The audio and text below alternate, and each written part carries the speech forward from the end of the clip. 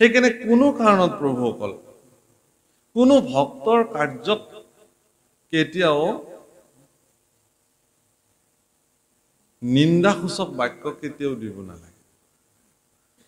মই যিটো মাৰ্গেৰে গৈ আছো এইটোৱেই শুদ্ধ সৎ ৰাস্তা, বাকী অন্যসকলে যিটো ৰাস্তাৰে গৈ আছে সেইটো শুদ্ধ সত্য নহয়, এনেকুৱা মনোবৃত্তি কেতিয়াও ল'ব নালাগে। ভগৱানক কোনে কেনেকে ভজনা কৰি পাইছে এই কথা আপুনি মই নাজানো। ভাৰতবৰ্ষত আজিৰ তাৰিখত এটা বিশেষ অনুষ্ঠান চলি আছে, আপোনালোকে সকলোৱে জানে, শুনি আছে। তীৰ্থৰাজ প্ৰয়াগত কুম্ভ মেলা চলি আছে এই মুহূৰ্তত। কেতিয়াৰ পৰা আৰম্ভ হৈছে?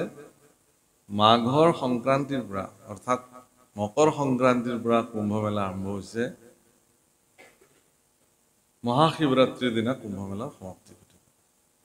প্ৰায় ৪৫ দিনীয়া এটা পৰিক্ৰমা। তাত সমগ্ৰ ভাৰতবৰ্ষৰ ঋষি মুনি ভক্ত সন্ন্যাসী সকলোবিলাক তালৈকে গৈছে, তাত গৈ আছে।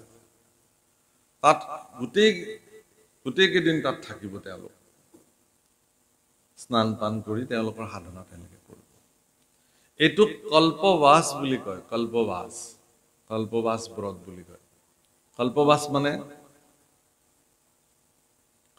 কল্পবাস মানে হ'ল যে কলি যুগৰ বয়স হ'ল ৪,৩২,০০০ বছৰ, দাপৰ যুগৰ বয়স ৮,৬৪,০০০, মানে কলিৰ দুগুণ। ত্ৰেতাৰ যুগৰ বয়স দাপৰৰ দুগুণ, সত্য যুগৰ বয়স ত্ৰেতাৰ দুগুণ।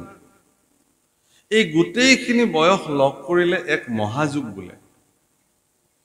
এনেকুৱা ১০০০টা মহাযুগক এক কল্প বোলে। অৰ্থাৎ কুম্ভ মেলা সেই ৪৫ দিনীয়া পৰিক্ৰমাত যিসকলে কল্পবাস কৰিব, তাত তেওঁলোকে নিজৰ নিজৰ যিসকলে সাধনা কৰিব, সেই সাধনাত এক কল্প সাধনা কৰাৰ যিমান পুণ্য ফল তাত প্ৰাপ্তি হয়, সেইকাৰণে যায়। বহুতে প্ৰশ্ন কৰে যে তাত কি কৰিব গৈ পেলাই? তাত কিবা নিৰ্দিষ্ট ধৰ্ম সাধন কৰাৰ ব্যৱস্থা আছে নেকি? নাই। তাত প্ৰত্যেক ভকতে নিজৰ নিজৰ যি সাধনা আছে সেয়া কৰিব। তাত কোনেও কাকো বাধাও নিদিয়ে, কোনেও কাকো জোৰ জুলুমো নকৰে। শৈৱসকলে গৈ তাত শিৱ আৰাধনা কৰিব, বৈষ্ণৱসকলে গৈ বৈষ্ণৱৰ আৰাধনা কৰিব, কৰ্মকাণ্ডীসকলে পূজা পাতাল কৰিব। আৰু এইবাৰ সৌভাগ্য মৰ্মে অসমৰ পৰা এটি দল কুম্ভ মেলালৈকে আমন্ত্ৰিত হৈছে। মানে তালৈ আমন্ত্ৰিত মানে কোনেও তাত আমন্ত্ৰণ কৰিব নালাগে, আচলতে নিজে যাব লাগে। আৰু ভালেমান উত্তৰ পূৰ্বাঞ্চলৰ সত্ৰাধিকাৰকে প্ৰমুখ কৰি জাতি জনগোষ্ঠীয় ধৰ্ম গুৰুসকল ইতিমধ্যে তালৈকে যাত্ৰা কৰিছে।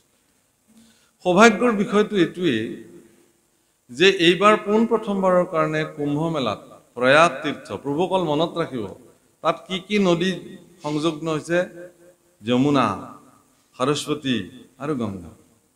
অৰ্থাৎ যি সৰস্বতী নদীৰ পাৰতে ভাগৱতৰ জন্ম হৈছিল, সৰস্বতী নদীতে, সেইকাৰণে সৰস্বতী জ্ঞানৰ প্ৰতীক। আৰু গংগাৰ পাৰত ৰামৰ সভ্যতা সংস্কৃতি উন্মুক্ত হৈছে, আৰু যমুনাৰ পাৰত কৃষ্ণ সংস্কৃতিৰ উন্মুক্ত হৈছে। গতিকে তিনিওটা সংগমস্থল, য'ত ত্ৰিবেণী সংগম বুলি কয়। বেণী মানে আচলতে আমাৰ আইসকলে যে চুলি গাঁঠে বেণী, তাত আপোনালোকে চাবচোন চুলিখিনিক তিনিটা ভাগ কৰি লয়, আৰু সেই তিনিটা ভাগ কৰি লৈ যেতিয়া বেণীডাল গুঠি আহে, তেতিয়া আপুনি যিফালৰ পৰাই নাচাওক কিয় তাত মাত্ৰ দুকোচা চুলিহে দেখা যায়, দুটা ধাৰা দেখা যায়, তিনিটা ধাৰা নেদেখে। ঠিক ত্ৰিবেণী সংগমতো গংগা যমুনা সৰস্বতী তিনিওটা নদী লগ লাগিছে যদিও দুটা জলধাৰাহে আপুনি দেখিবলৈ পাব তাত। গতিকে সেই ত্ৰিবেণী সংগমৰ তৎপৰত কুম্ভ মেলা আৰম্ভ হৈছে। তাত এইবাৰ আমাৰ অসমৰ সভ্যতা সংস্কৃতিৰ প্ৰতীক মহাপুৰুষ শ্ৰীমন্ত শংকৰদেৱৰ আদৰ্শেৰে তাত বিশাল নামঘৰ প্ৰতিষ্ঠা কৰা হৈছে, গুৰু আসন প্ৰতিষ্ঠা কৰা হৈছে, সম্পূৰ্ণ আমাৰ নিজস্ব বিধি ব্যৱস্থাৰ দ্বাৰা। নিত্য প্ৰসংগ হৈ আছে, বৰগীত, ভাওনা, গুৰুবন্দনা তাৰ মুখৰিত হৈ আছে। তাত আমাক কোনো অন্য ধৰ্ম ব্যৱস্থাই তাত আমাক প্ৰভাৱিত কৰিব নোৱাৰে। আমি প্ৰয়াস কৰিম যে শংকৰ মাধৱৰ যি সংস্কৃতি, সেই সংস্কৃতি আমি তাত প্ৰদৰ্শন কৰি সৰ্বভাৰতীয় পৰ্যায়ৰ অন্যান্য সন্তসকলেও আমাৰ অসম বা উত্তৰ পূৰ্বাঞ্চলত যি ধৰণে ধৰ্ম ব্যৱস্থা প্ৰৱৰ্তি আছে গুৰুজনাৰ দ্বাৰা আদৰ্শ, সেয়া তেওঁলোকে দেখক, চাওক। উদ্দেশ্য এইটোহে। আমি আৰু এইটোও ঠিক যে ভাৰতবৰ্ষৰ সনাতনী পৰম্পৰাটোই তেনেকুৱা। কোনো পন্থই কোনো পন্থক আজিলৈকে আমনি কৰা নাই। চবেই নিজৰ নিজৰ পন্থত নিজে নিজে আগবাঢ়ি গৈছে। এইটো শ্ৰেষ্ঠ সমন্বয়। আৰু এনেকুৱা বিশেষত্বতা ক'তো নাই পৃথিৱীত, কোনো ধৰ্ম ব্যৱস্থাত নাই। কেৱল আৰু কেৱল সনাতন মাৰ্গত আছে। গতিকে তাত কিহৰ কাৰণে যে প্ৰতি 12 বৰ্ষৰ অন্তৰে অন্তৰে প্ৰয়াগৰাজ তীৰ্থৰাজত কুম্ভ মেলা হয়। এইকাৰণে হয় যে এইটোক পূৰ্ণ কুম্ভ বুলি কয়। এনেকুৱা 12টা পূৰ্ণ কুম্ভৰ অন্তত এবাৰ মহাকুম্ভ হয়। কুম্ভ মানে আচলতে কলহ। কলহ মানে অমৃত কলহ। সমুদ্ৰ মন্থনৰ ফলত, দৈত্য আৰু দানৱসকলৰ সমুদ্ৰ মন্থনৰ ফলত যি অমৃত কলহ উৎপন্ন হৈছিল, সেই অমৃত কলহ লৈ দেৱতা আৰু দৈত্যসকলৰ মাজত খুব যুঁজ বাগৰ হৈছিল। আৰু সেয়া টোটেল 12 দিন চলিছিল তাত। এই যুদ্ধ 12 দিন চলিছে তাত, টনা আজোৰা। আৰু সেই 12 দিনীয়া যুদ্ধটো আমাৰ পৃথিৱীৰ হিচাপত দেৱতাসকলৰ এদিন, আমাৰ পৃথিৱীৰ এবছৰ। সেইকাৰণে ব্ৰহ্মাই গোৰক্ষ দামৰীবিলাক এদিন ৰাখিছিল আৰু পৃথিৱীত এবছৰ কাল অতিবাহিত হৈ গৈছে। সেইটো হিচাপ। অৰ্থাৎ তেওঁলোকৰ 12 দিন যুদ্ধ, ইয়াত 12 বছৰ। সেই 12 দিন যুদ্ধৰ অন্তত সেই কুম্ভৰ চিটি, মানে অমৃত কুম্ভৰ পৰা অমৃতৰ চিটিকণি ভাৰতবৰ্ষৰ 4টা স্থানত পৰিছিল: প্ৰয়াগৰাজ তীৰ্থ, উজ্জয়ন, নাসিক আৰু হৰিদ্বাৰ। এই 4টা স্থানতে কুম্ভ মেলা হয়, অৰ্ধকুম্ভ হয়। আৰু প্ৰয়াগৰাজ তীৰ্থত প্ৰতি 12 বছৰ অন্তৰে অন্তৰে কেতিয়া হয় যে সূৰ্য যিদিনাখন মকৰ ৰাশিত স্থিতি হয়, উত্তৰায়ণ হয়। প্ৰভুসকল, উত্তৰায়ণৰ স্থিতি বহুত বেলেগ। আমাৰ ইয়াত ভাগৱতত এই কথা লিখিছে যে পৰীক্ষিতে, দেৱৰ্ষি নাৰদে, ভক্তসকলে উত্তৰায়ণ স্থিতি, পিতামহ ভীষ্ময়ো কৈছে যে যেতিয়া সূৰ্য উত্তৰায়ণ হ'ব মই তেতিয়াহে প্ৰাণ ত্যাগ কৰিম। উত্তৰায়ণ শব্দৰ অৰ্থটো হ'ল কি, যে মানুহৰ জীৱনৰ উত্তৰণ, আচলতে চিন্তাৰ উত্তৰণ, অধোগতি নহয়। দক্ষিণায়ন হ'ব অধোগতি হ'লে, দক্ষিণ যমৰ দুৱাৰ। আপোনাৰ চিন্তা যদি ওপৰলৈ যায় তেতিয়াহ'লে উত্তৰায়ণ হ'ল চিন্তা, আৰু যিমান তললৈ চিন্তা, নিজ চিন্তা হ'ব, সিমান দক্ষিণায়ন। ই যমৰ যাতনা ভোগ কৰিব। গতিকে উত্তৰায়ণ, আজি উদ্ধৱকো কৃষ্ণ পুৰুষে ক'ব যে তুমি বদৰিকালৈ যোৱা। সমুদ্ৰ পৃষ্ঠৰ পৰা বদৰিকা ওপৰলৈ ঊৰ্ধ্বগতি হ'ব, ইও উত্তৰায়ণে হয়। গতিকে হে প্ৰভুসকল, ভগৱান যে জগতৰ স্বামী, তেওঁ নিজৰ অস্তিত্বতকৈও ভকতৰ অস্তিত্বক অধিক প্ৰাধান্য দিয়ে, এই কথা ভাগৱতে প্ৰমাণ কৰিছে। গতিকে তেওঁ ইচ্ছা কৰিলে ঋষি সাপ ব্যৰ্থ কৰিব পাৰিলেহেঁতেন, কিন্তু তেওঁ নকৰিলে। অসমত, ভাৰতবৰ্ষত সকলো স্থানতে বিশেষকৈ ভাগৱতৰ যি কথা কোৱাৰ পৰম্পৰা আছে, উত্তৰ ভাৰত, দক্ষিণ ভাৰত, বংগ আদি চবতে ভাগৱতৰ কথা অসমৰ ভাগৱত কথাৰ নিচিনাকৈ নকয়। অসমত আটাইতকৈ শ্ৰেষ্ঠ পৰম্পৰাটো হ'ল অবিৰত ভাগৱত পাঠ। 7 দিন 7 ৰাতি একেধাৰে ব্যাখ্যা নকৰাকে ভাগৱত পঢ়ি গৈ প্ৰথম স্কন্ধৰ পৰা 7 দিনৰ ভিতৰতে দ্বাদশ স্কন্ধ সমাপ্তি কৰিব লাগে। এই পৰম্পৰা অসমত চলি আহিছে, অবিৰত ভাগৱত পাঠ। আৰু এইবাৰ আমি সমগ্ৰ ভাৰতবৰ্ষক দেখুৱাম যে আজি 20 তাৰিখটো, আজি 19 তাৰিখ, 19 তাৰিখ নহয়নে? 21 তাৰিখৰ পৰা কুম্ভত, প্ৰয়াগৰ পবিত্ৰ তীৰ্থত 7 দিন 7 ৰাতি অবিৰত ভাগৱত পাঠ হ'ব, মহাপুৰুষ গুৰুজনাৰ দ্বাৰা বিৰচিত। 7 দিন 7 ৰাতি চলিব তাত নিৰন্তৰ, কোনো ব্যাখ্যা নহয়। আমাৰ যিটো পৰম্পৰা, সমগ্ৰ ভাৰতবৰ্ষৰ সন্তসকলে দেখিব যে উত্তৰ পূৰ্বাঞ্চলৰ অসম এনেকুৱা এখন স্থান য'ত দিনে ৰাতিয়ে মানুহে অখণ্ড চিত্তে ভাগৱত শ্ৰৱণ কৰাৰ ক্ষমতা তেওঁলোকৰ থাকে আৰু গুৰুজনাই তাৰ ব্যৱস্থা কৰি থৈ গৈছে সম্পূৰ্ণ আমাৰ নিজস্ব প্ৰান্তীয় ভাষাত ভাগৱত দি থৈ গৈছে আৰু সেই ভাগৱত আমি পাঠ কৰোঁ হে ৰাম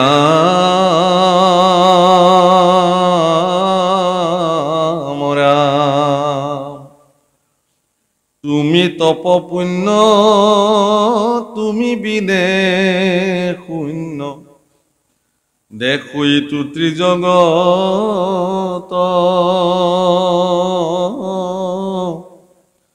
কাৰ পুণ্য ককৰু চৰণত ধৰু লয়ো কমুক লগত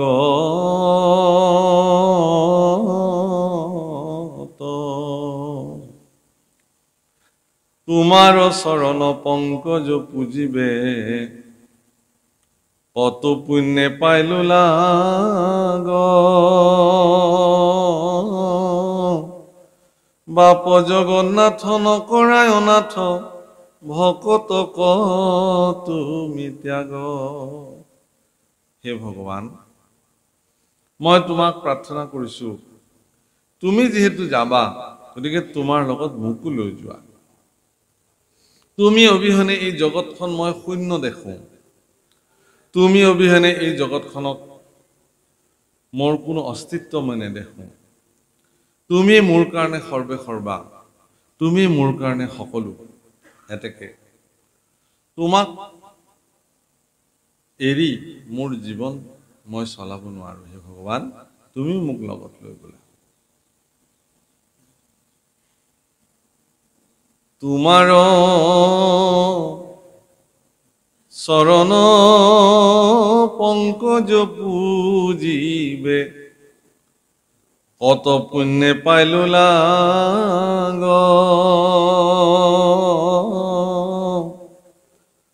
বাপ জগন্নাথ নকৰায় অনাথ ভকত ক তুমি ত্যাগ সঁচাকে তোমাৰ চৰণ পূজিবৰ কাৰণে পৰম সৌভাগ্য মৰ্মে মই এই সুযোগ পালো প্ৰত্যক্ষ ভগৱানৰ চৰণ পূজন কৰিব পৰাৰ সৌভাগ্য প্ৰাপ্তি হোৱাটো বহুত ডাঙৰ কথা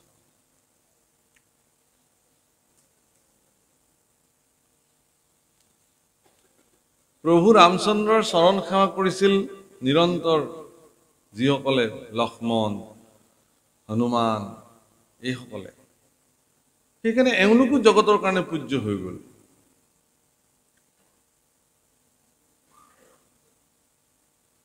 আজিও এটা পৰম্পৰা এটা কথা ধৰা হয় ভাৰতবৰ্ষৰ সনাতন পৰম্পৰা যে আজিও যদি ভগৱন্তৰ কথা কৰবাত চৰ্চা হয় শ্ৰৱণ কীৰ্তন হয় সেই শ্ৰৱণ কীৰ্তন শুনিবৰ কাৰণে কোনোবা আহক নাহক সাক্ষাৎ হনুমান তাত বিদ্যমান হৈ থাকে বুলি কৈছে কৃষ্ণ কথা শুনিবলৈ ৰামৰ কথা শুনিবলৈ ইমানে আকুল এইবুলি ধৰা হয় ভগৱান কৃষ্ণৰ চৰিত্ৰ শুনাটোই জগতৰ শ্ৰেষ্ঠ কথা আৰু ভগৱান কৃষ্ণৰ চৰণ প্ৰত্যক্ষভাৱে পূজন কৰিব পৰাটো কিমান ভাগ্যৰ কথা এনে সৌভাগ্যৰ গৰাকী হৈছিল উদ্ধৱ তেওঁ বৃহস্পতি গুৰুৰ শিষ্য হোৱাৰ পিছতো সেই সময়ৰ এগৰাকী উচ্চ শিক্ষিত লোক হোৱাৰ পিছতো তেওঁৰ জীৱনৰ সৰ্বোচ্চ শিক্ষা ব্যৱস্থা জ্ঞান কৰ্ম সকলো তেওঁ ভগৱানৰ চৰণ সেৱাৰ কাৰণে সমৰ্পণ কৰিছিল সেইকাৰণে তেওঁ কৈছে যে মই যেহেতু তুমি যেহেতু যাব ওলালা হে প্ৰভু ময়ো তোমাৰ লগত যাম তুমি মোক লগত লৈ যোৱা তুমি ভগতক ত্যাগ কৰিব নোৱাৰিবা তুমি লৈ যোৱা সম্যকে অমৃত তোমাৰ চৰিত্ৰ শুনে মাত্ৰ জিতু নৰে পায়া প্ৰেম ভাৱনেৰৈতো জোপাও বিষয়কো পৰিহৰে সম্যক শব্দৰ অৰ্থ হ'ল উত্তম তোমাৰ চৰিত্ৰ উত্তম অমৃত প্ৰভু ইয়াতকে আৰু উত্তম কথা অমৃত কি হ'ব পাৰে জগতৰ তোমাৰ এই চৰিত্ৰ অমৃত যিসকলে শ্ৰৱণ কৰে যিবিলাক ব্যক্তিয়ে এই কথা শুনে তেওঁ প্ৰেম ভাৱাপন্ন হয় আৰু বিষয়ক তেওঁ পৰিত্যাগ কৰিব পৰা সামৰ্থ্য হয়। এতিয়া প্ৰশ্ন হ'ল, আমিবিলাকেওতো ভাগৱত শুনি থাকোঁ, কৃষ্ণ কথা শুনি থাকোঁ, আমি কিয় বিষয়ক পৰিত্যাগ কৰিব পৰা নাই? আমিতো নিৰন্তৰ কৃষ্ণ কথা শুনি আছো, আমি কিয় বিষয়ক পৰিত্যাগ কৰিব পৰা নাই?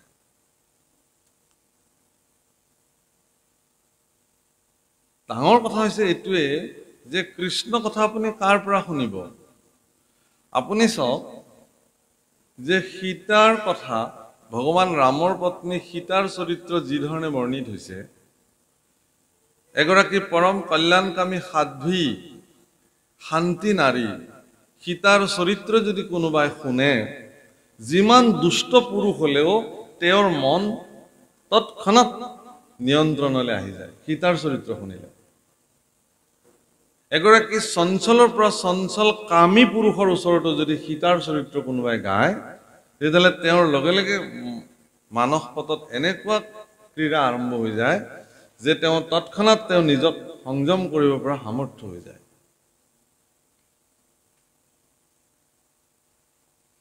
কিন্তু সেই সীতাৰ চৰিত্ৰ যেতিয়া ৰাৱণে শুনিছিল, ৰাৱণ কিন্তু কি হৈ গ'ল? কামনাত বেছিকে উত্ৰাপল হৈ গ'ল।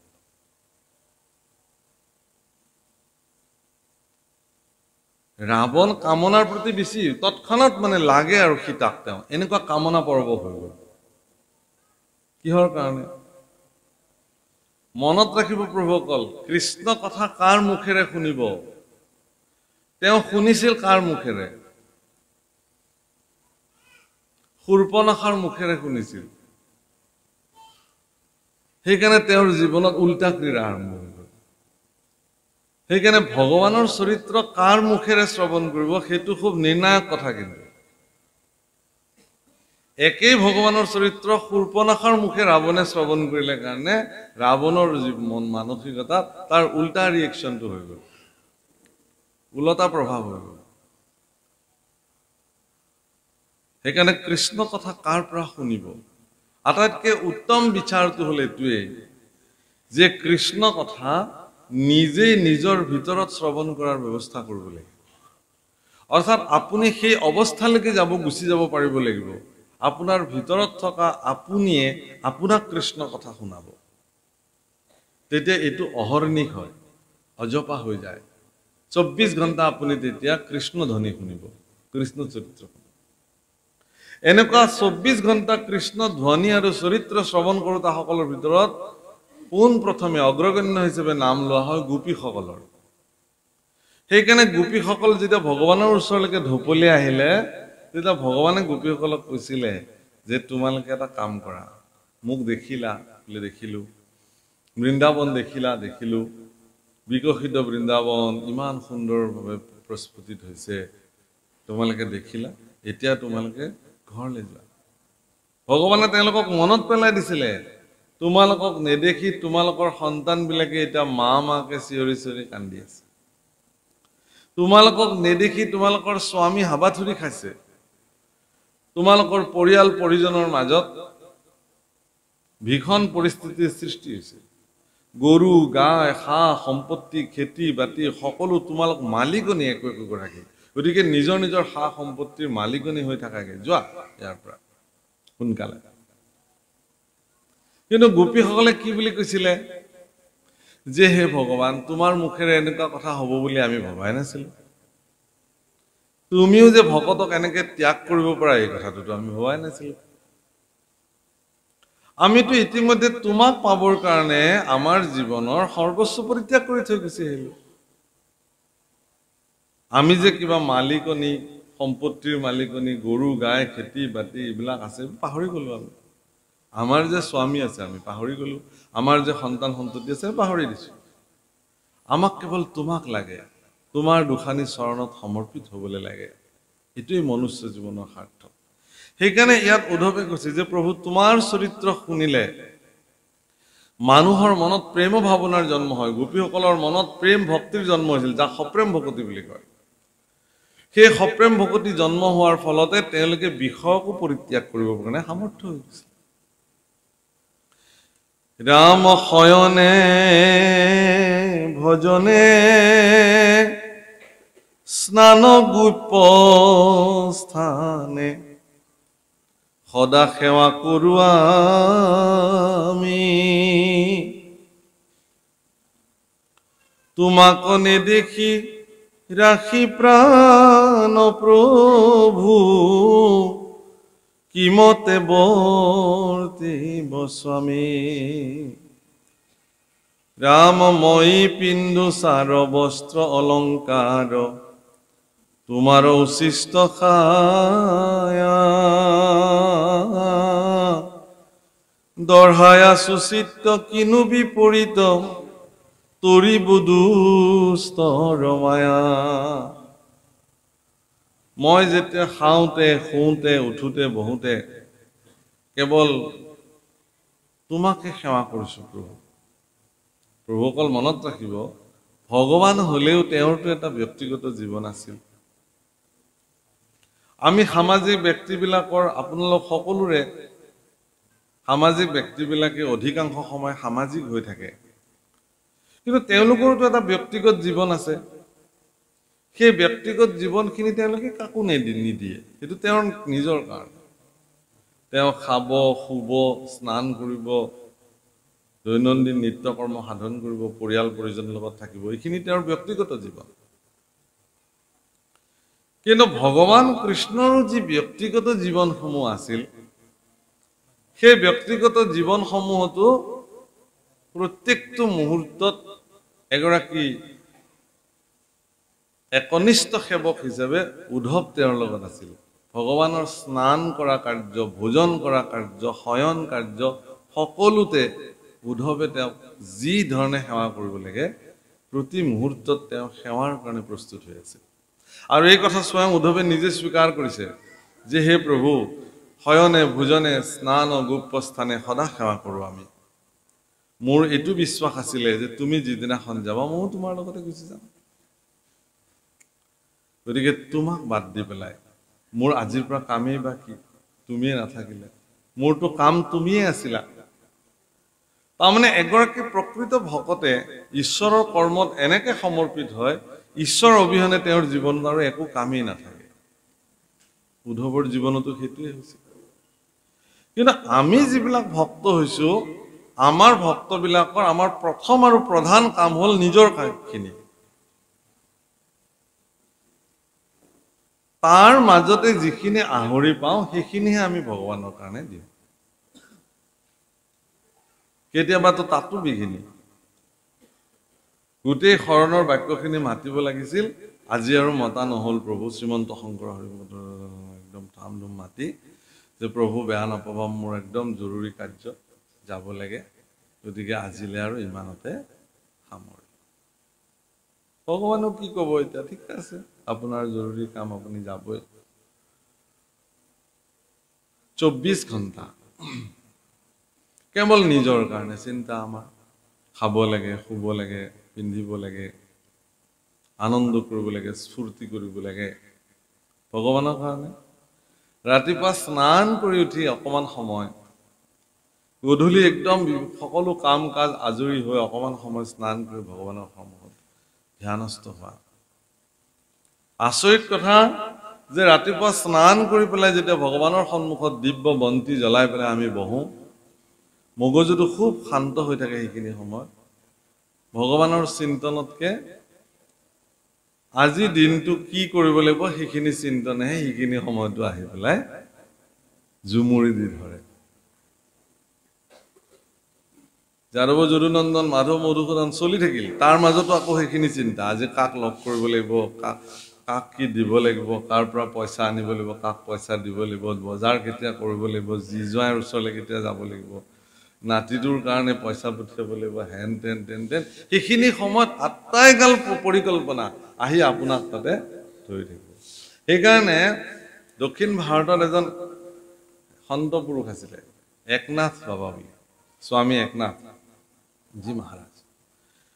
তো এজন ব্যৱসায়ীয়ে ৰাতিপুৱা যেতিয়া ধূপ জ্বলাইছে বন্তি জ্বলাইছে আৰতি কৰিছে তেতিয়া তেওঁৰ মগজুত আজি ব্যৱসায়ত কি কৰিব লাগিব কিমান টকা দিব লাগিব ইত্যাদি এইবোৰ সব চিন্তা সেইখিনি সময়ত তেওঁৰ মগজুত আহি ধৰে তেওঁ চিন্তা কৰিলে যে মইতো 24 ঘণ্টা কেৱল মোৰ বেপাৰখনক লৈ চিন্তা কৰি থাকো এই ৰাতিপুৱা গাটো ধুই অকমান ভগৱানক ভজনা কৰো এইখিনি সময়তো মোৰ এইবোৰ চিন্তা আহে এই চিন্তাৰ পৰা মই কেনেকৈ মুক্ত হ'ব পাৰো অকমান সময় হে ভগৱান মোক উপায় দিয়া যাতে মই অকমান সময় বেলেগ একো চিন্তা নকৰাকে মই কেৱল খুব শুদ্ধ শান্ত চিত্তেৰে অকমান সময় 24 ঘণ্টা মোৰ দৈনন্দিন জীৱনৰ 24 মিনিট যদি মই 24 মিনিট নোৱাৰো 24 সেকেন্ড যদি মই তোমাক ভাবিব পাৰিলে বেলেগ একো নহয় কোনোবাই দাবী কৰিব পাৰে যে মই পাৰো কিন্তু হেতু কাৰ্যহে পৰিচয় দিব হেতু নিজে জানিব বেলেগে নাজানে তেওঁ চিন্তা কৰিলে যে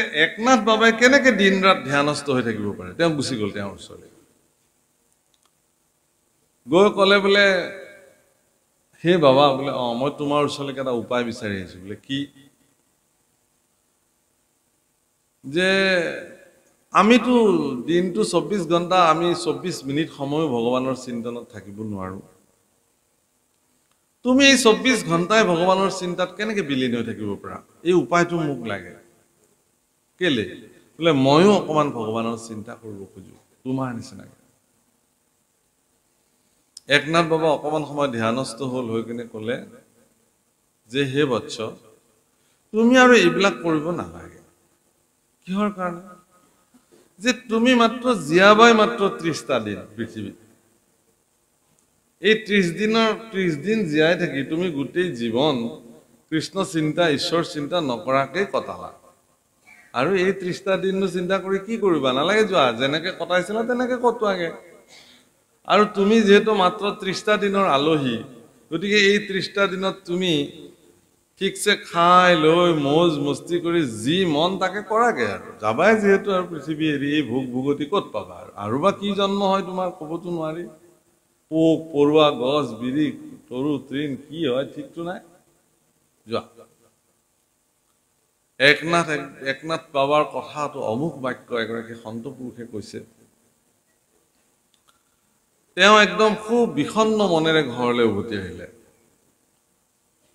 পত্নীয়ে সুধিলে কি হৈছে ন আপোনাৰ কোনোদিনেতো আপোনাক এনেকৈ দেখা নাই তেওঁ একো মাতা নাই চিধা ৰুমৰ ভিতৰলৈ গৈছে গৈ বহি আছে পত্নীয়ে গৈ আৰু কাষতে কিবা ডাঙৰ ঘটনা ঘটিলে নেকি টকা পইচা কিবা আমাৰ হেৰালে নেকি কোনোবাই কিবা লৈ গ'ল নেকি কোম্পানীত কিবা লষ্ট হ'ল নেকি বেপাৰত কিবা বিসংগতি হ'ল নেকি কি হৈছে কওকচোন স্বামীয়ে কৈছে বোলে এনেকুৱা ধৰণৰ কথা কৈ কৈ তুমি মোক যি বিৰক্তি দিলা এতিয়া মোৰ ওচৰৰ পৰা যোৱা মোক অকমান শান্তিৰে থাকিব গোটেই জীৱন কেৱল এইবোৰে শুনিলো তোমাৰ অকমান আঁতৰি দিয়া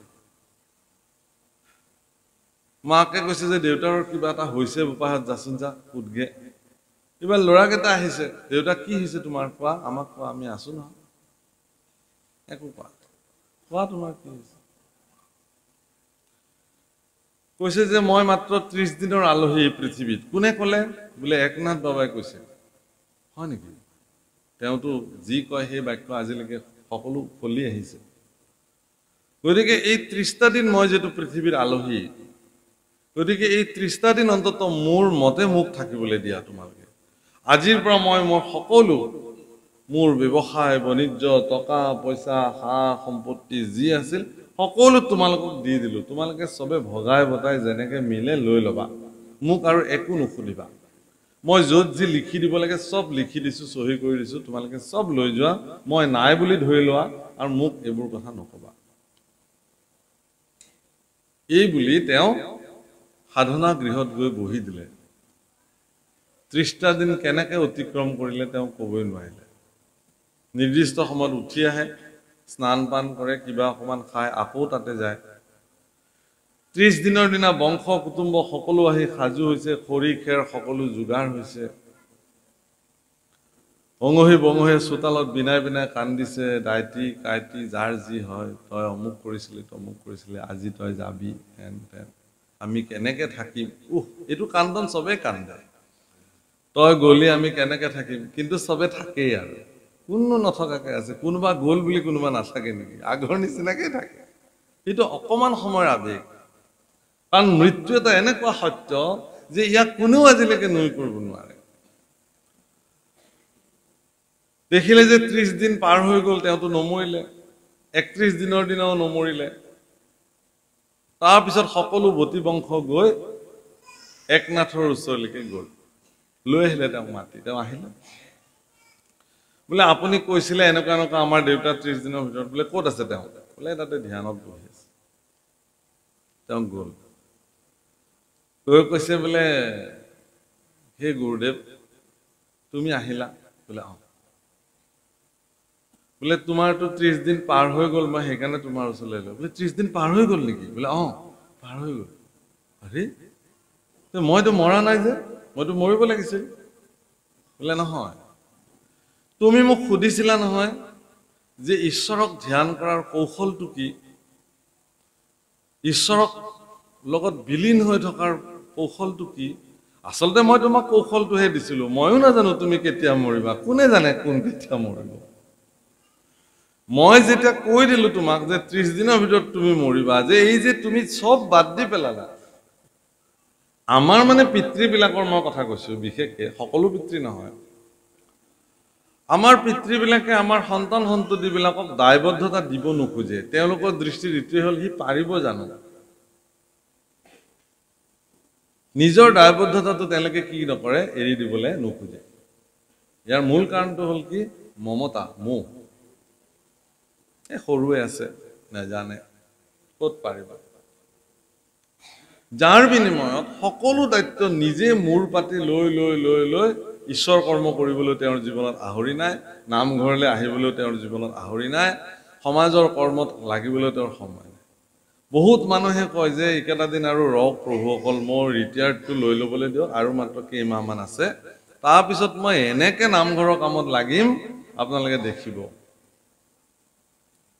এটা ৰিটায়াৰ্ডৰ আগে আগে মানুহজনটো আহিছিলেই নামঘৰলৈ এটা ৰিটায়াৰ্ডৰ পিছত আপুনি তাকো নেদেখে কেতিয়াবা কিছুমান এইটো অৱস্থা হয় কিহৰ কাৰণে যে তেওঁ দায়বদ্ধতাটো আকৌ বঢ়াই লয় তেওঁ চৰকাৰে তেওঁক কৈছে যে আপোনাৰ আহৰি ল'বৰ সময় কিন্তু তেওঁ নলয় কাৰণ তেওঁৰ ল'ৰা ছোৱালীক তেওঁ অযোগ্য বুলি ভাবি আছে কিন্তু তেওঁ কাইলে পৰখিলে যেতিয়া ইহলীলাক সম্বৰণ কৰি গুচি যাব তেওঁৰ ল'ৰা ছোৱালীয়ে কিন্তু সম্পূৰ্ণ দায়িত্ব গ্ৰহণ কৰিব সেইকাৰণে হে প্ৰভুসকল মানুহে ইয়াত কৈছে সেইকাৰণে যে মই এই কথাটো দঢ়াই আছো যে তোমাৰ চৰণ সেৱা কৰিছো কাৰণে মোৰ এই মায়াৰ প্ৰভাৱৰ পৰা মই নিজক মুক্ত কৰিব পাৰিম এই চিন্তাটো মোৰ মনত দৃঢ়তাৰে আছিলে ভগৱান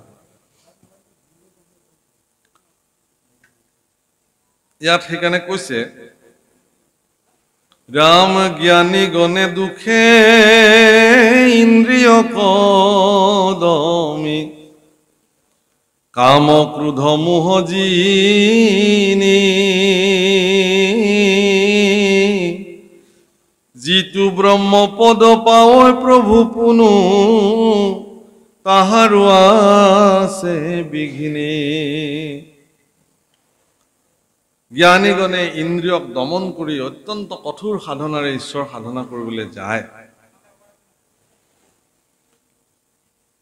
ব্ৰহ্মপদ প্ৰাপ্তি হয় তাৰ পিছতো তেওঁলোকৰ বিঘিনি আহে কিহৰ কাৰণে যে তেওঁলোকে যেতিয়ালৈকে ভক্তি জীৱনত প্ৰাপ্তি নহয় মুক্তি প্ৰাপ্তি হ'ব পাৰে বাভকল যে জন্ম মানেই বন্ধন নহয় আৰু মৃত্যু মানে মুক্তি নহয় কিন্তু গোস্বামী তুলসীদাসে তেওঁৰ ৰামচৰিত মানসত লিখিছে ঈশ্বৰ অংশ জীৱ অবিনাশী অমল চেতন অৰ্থাৎ তেওঁ ক'ব খুজিছে এইটোৱে যে আমি বিলাকে ভাবো যে আমি জন্ম হলো মানে বন্ধনত পৰি গলো কিন্তু পৃথিৱীত এনেকুৱা সত্তা আছে যে জন্মৰ পিছতো পৃথিৱীত বন্ধনত থকা নাই তাৰ একমাত্ৰ উদাহৰণ হ'ল মহামুনি সুখদেৱৰ জন্ম সময়খিনিত ভগৱানে মায়াক নিষ্ক্ৰিয় কৰি ৰাখিছিল পৃথিৱীত সেইকাৰণে সুখদেৱৰ শৰীৰত কিঞ্চিত মানো মায়াৰ প্ৰভাৱ নাছিলে অৰ্থাৎ মায়াময় জগতত জন্মগ্ৰহণ কৰাৰ পিছতো সুখদেৱ সম্পূৰ্ণ মায়াবিহীন জীৱন যাপন কৰিছিল, মায়ামুক্ত জীৱন যাপন কৰিছিল। কোনো মায়াৰ প্ৰভাৱৰ দ্বাৰা সুখদেৱ প্ৰভাৱান্বিত নাছিল। তেনেকুৱা অনেক পুৰুষৰ উদাহৰণ শাস্ত্ৰত আছে। ঠিক তেনেকে মৃত্যু হ'ল মানে এটা জীৱ মুক্ত হ'ল এনে নহয়। মুক্ত কেতিয়া হ'ব? যিদিনাখন তেওঁ নিজৰ স্বৰূপ চিনিব, মই কোন। এই চিন্তাটো যিদিনাখন ফলৱতী হ'ব, তেওঁ পৰিণাম হিচাপে তেওঁ মুক্তি লাভ কৰিব সেইদিনাখন। কিন্তু এই মুক্তিও জীৱনৰ সৰ্বশ্ৰেষ্ঠ নহয় বুলি কৈছে। এই মুক্তিও জীৱনৰ সৰ্বশ্ৰেষ্ঠ নহয়। তেতিয়াহ'লে কি সৰ্বশ্ৰেষ্ঠ? কি? ভক্তি। মুক্তি পুনু ভকতিৰ প্ৰাসংগিক মাত্ৰ, ভকতি কৰন্তে মুকুতিৰ হুৱে পাত্ৰ। হীৰা